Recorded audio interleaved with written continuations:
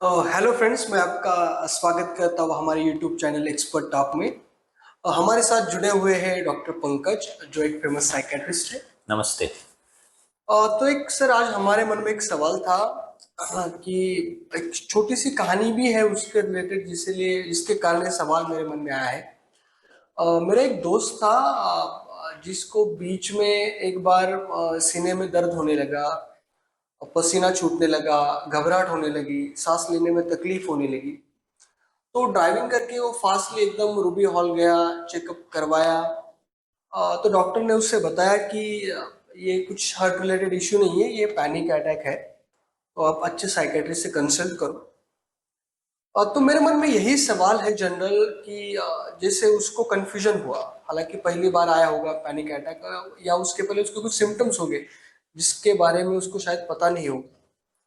तो ये जो पैनिक अटैक एंड जो हर्ट अटैक करके जो चीजें हैं, दोनों उनको डिस्टिंग्विश कैसे करें? यदि किसी को यदि पैनिक अटैक जैसी कुछ फीलिंग आ रही है या अटैक जैसी कोई फीलिंग आ रही है, तो ये डिस्टिंग्विश कैसे होना चाहिए, कैसे करना चाहिए यदि किसी को इसके बारे में प्रॉब्लम होता है तो? ओके, देखिए, आपने जो अभी पहले एक्सप्लेन किया, जैसे पैनिक अटैक के आपने लगभग सिम्टम्स, सभी सिम्टम्स आपने एक्सप्लेन अच्छा। किए। और आपने, हम लोगों ने खुद भी ये सोच लिया कि यार ये हार्ट अटैक के जैसे ही लगभग सब सिम्टम्स है, राइट। तो इसको डिफरेंशिएट कैसे किया? बहुत अच्छा सवाल है ये।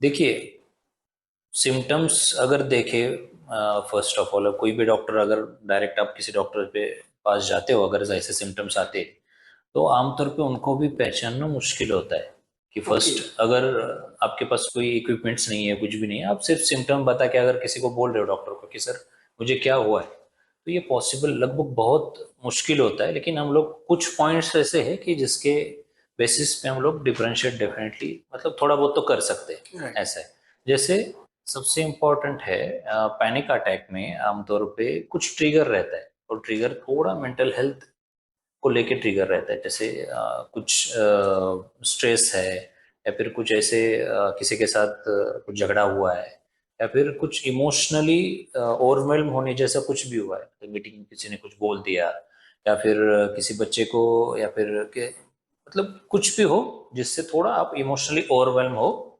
तो ये आमतौर पे पैनिक अटैक के लिए ट्रिगर करता है। तो अच्छा। ये पैनिक अटैक से पहले आमतौर पे कुछ ना कुछ ट्रिगर ऐसे होता ही है पहले वाले में। हार्ट अटैक के पहले आमतौर पे इमोशनल ट्रिगर ऐसे बहुत कम रहते हैं। आमतौर पे जो होते हैं वो फिजिकल ट्रिगर रहते हैं। जैसे आप कहीं पे जा रहे हो, जाते जाते फिजिकल एक्सर्शन हुआ है आपका, या फिर जैसे सीढ़ियाँ चढ़ रहे हो, आप किसी और हिल पे चढ़ रहे हो, या फिर कुछ ऐसी एक्टिविटी कर रहे हो जिसकी जिसकी वजह से आपके हार्ट पे थोड़ा स्ट्रेस आ सकता है, हार्ट बीट बढ़ना, हार्ट का यूज ज़्यादा हो सकता है। तो ऐसी एक्टिविटीज से ये होने के बाद थोड़ा फिर वो हार्ट अटैक के सिम्टम्स होते हैं। ठीक है, एक सबसे पहला इंपॉर्टेंट है, ट्रिगर उसमें इमोशनल रहता है पैनिक में, और इधर मोस्टली फिजिकल ट्रिगर रहता है। दूसरी बात होती है जो पेन होता है पैनिक अटैक में, जो चेस्ट पेन होता है, आमतौर पर बहुत से लोगों को वो होता है। और हार्ट अटैक में जो चेस्ट पेन होता है, बहुत अच्छे से आप डिफ्रेंशिएट कर सकते अच्छा। हो। लगभग 80 to 90% केसेस में आप अच्छे से डिफ्रेंशिएट कर सकते हो कि ये हार्ट अटैक वाला है, और ये, जैसे पैनिक अटैक का एक्सप्लेन करने से पहले मैं हार्ट अटैक का बोलूंगा, क्योंकि वो थोड़ा अच्छे से डायग्नोस कर सकते हो। हार्ट अटैक में जो पेन होता है वो आपके छाती पे किसी ने ऐसे बहुत बड़ा वजन रखा हुआ है, अच्छा। कॉन्स्ट्रिक्टिंग पेन बोलते हैं हम लोग उसको, ऐसे वजन रख के कोई आपकी छाती दबा रहा है, ऐसे आपको फीलिंग होता है। अच्छा। तो आप सांस ही नहीं ले पाते।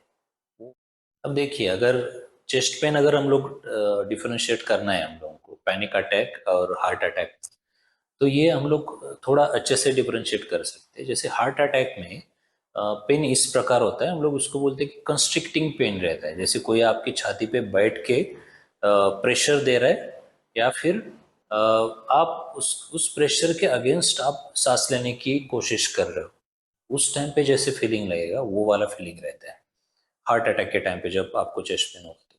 तो ये वाला उतना सीवियर इंटेंसिटी वाला चेस्ट पेन कभी पैनिक अटैक में आपको कभी नहीं आएगा, ऐसा है। और आमतौर पे जैसे हम लोग ट्रिगर की बात कर रहे थे, ये चेस्ट पेन, हार्ट अटैक वाला चेस्ट पेन फिजिकल एक्सर्शन के बाद बढ़ जाता है। मतलब आपका अगर जो भी एक्सर्शन हो रहा है वो अगर आप बढ़ा देते हो, तो डेफिनेटली वो बढ़ जाता है। पैनिक अटैक में आमतौर पे वैसे नहीं होता, आप थोड़ा शांत बैठ जाएंगे, ये हो जाएंगे तो थोड़ा कम हो जाता है। लेकिन ये टाइप ऑफ जो पेन है ये डेफिनेटली दोनों में अलग अलग रहता है, और आप बहुत अच्छे से हार्ट अटैक वाला पेन डिफरेंशिएट कर सकते हो। ठीक है, तो ये हो गया ट्रिगर और पेन को लेके हम लोग ये डिफरेंशिएट कर सकते हैं दोनों में। तो देखिए बाकी सिम्टम जो रहते हैं, स्वेटिंग जो रहेगा, स्वेटिंग दोनों में स्वेटिंग आता है। आमतौर पे ज़्यादा स्वेटिंग हार्ट अटैक में आ जाता है, बहुत ज़्यादा स्वेटिंग आ जाता है उसमें। ठीक है, उसके साथ साथ पैनिक अटैक में बाकी सिम्टम्स रहते हैं, जैसे पेन के बारे में हम लोग बोल रहे थे। हार्ट अटैक वाला पेन थोड़ा रेडिएटिंग रहता है, मतलब आपको लेफ्ट साइड में भी पेन होगा और वो प्रॉपर आपके लेफ्ट हैंड लेफ्ट आर्म में रेडिएट हो जाएगा, कभी कभी बैक में भी रेडिएट होता है। तो पैनिक अटैक वाला पेन, चेस्ट पेन ऐसे रेडिएट नहीं होता है। ठीक है, और जैसे हम लोग बोलते हैं पेट में बटरफ्लाई जैसा फील होना, वो वाला आमतौर पे पैनिक अटैक में फील होता है।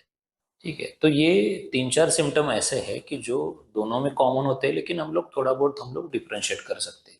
लेकिन याद रखिए, जब पहली बार ऐसे सिम्टम्स आते हैं और आप अगर अबाउट 30 और 30 या फिर 40 के आसपास हो, उसके ऊपर आपका एज है, तो ये अपने आप कुछ डिसाइड करने से अच्छा रहता है कि आप किसी एक्सपर्ट को जाके दिखाइए। एक टाइम पे ईसीजी थोड़ा निकाल लीजिए, तो एक बार आपको समझ में आएगा कि नहीं ये ईसीजी भी नॉर्मल है, और किसी फिजिशियन ने भी आपको बताया कि नहीं ये हार्ट अटैक जैसा नहीं लग रहा है, आप थोड़ा पैनिक अटैक जैसा ही लग रहा है आपका, और उसके हिसाब से आप कंसल्ट कीजिए। तो उसके बाद हम लोग डेफिनेटली पैनिक अटैक को हम लोग वो भी डिस्कस करने वाले हैं कि हम लोग कैसे उसको प्रिवेंट कर सकते हैं, या फिर आ भी गया पैनिक अटैक तो हम लोग मैनेज कैसे कर सकते हैं।